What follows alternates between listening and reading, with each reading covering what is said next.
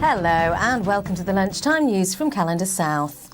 We start with the escalating problems caused by a power failure which has left around 10,000 people in Rotherham without water at the moment.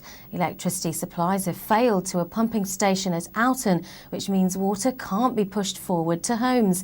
Now at least 2 schools have had to be closed because of a lack of toilet facilities, and several main drains have flooded because pressure isn't being properly regulated.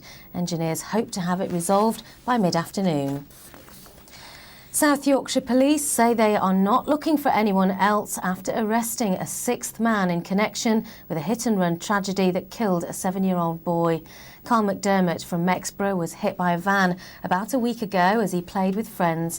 Since then, the whole street has joined Carl's family in campaigning for traffic calming measures. They held a vigil and appealed for information exactly a week after Carl died. Police have thanked the public for their help and say a 44-year-old local man has been released on bail. A vehicle which was recovered is now being examined by a forensic team.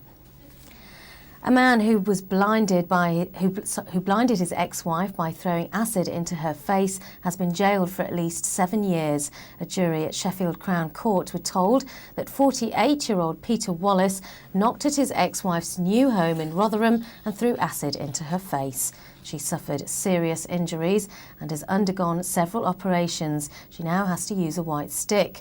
The attack was the culmination of a 2-year terror campaign by her ex-husband after she decided to leave him.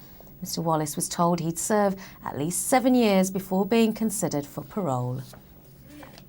Now, arsonists have caused damage costing £10,000 to a church in Sheffield. The fire was started in the community hall at St James's Church in Norton. The church hall was extensively damaged and part of the roof destroyed. The arsonists also scrawled graffiti inside the church with their tag names Smush and Morph on the walls. The attack has been condemned by police and church authorities alike. And it seems the boom in cheap flights may have peaked on some routes at least. EasyJet is cancelling its route to Geneva from Doncaster's Robin Hood Airport. Meanwhile, XL Airways has announced it's stopping services from Hampside Airport. That means 12 flights in total will be lost. Managers say it's part of a national shake-up of its airline and doesn't reflect on services offered at the site. The news is another blow to the airport after Ryanair scrapped its Dublin flight. Some sports news now, and in football there were mixed fortunes for our teams in the Carling Cup last night. It was a rollercoaster game for Rotherham at home to Norwich. Michael Keane got the Millers' first goal to make it 1-1. Then Lee Williamson fired in a penalty just after half-time to put Rotherham ahead, but the Millers eventually lost 3-2. Mansfield Town lost 2-1 to Premiership Portsmouth. Danny Reed scoring for the Stags in a spirited display.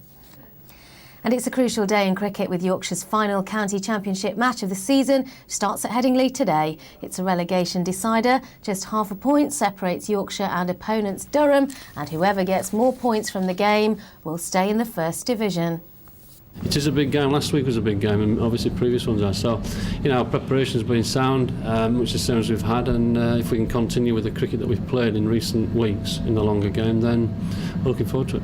Yeah, we're playing really good cricket at the moment. The 2 leggies are bowling beautifully. Everyone's batting well, so hopefully if this weather stays fair for us, we could get a victory. And looking ahead to tonight's calendar, we've got the first of 2 special reports on hospices in our region. The week is National Children's Hospice Week, and fundraisers all over the country are trying to raise awareness of the work that goes on at these very special places. Martin House is one of only 2 children's hospices, and when it opened 18 years ago, it was only the 2nd in the world.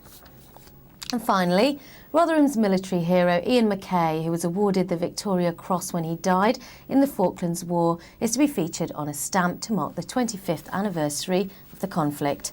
Sergeant Mackay was 29 and in the Parachute Regiment when he was killed in the last major battle of the war in '82. He'll be featured on a Falklands Islands anniversary stamp along with another posthumous VC winner. Sergeant Mackay's mum, Frida, seen here at the opening of a barracks in Rotherham named after him, said she was very proud and the honour brought back memories of her son. Well, I'll be back in a minute, but first let's cross to John Mitchell to find out what the weather has in store for us.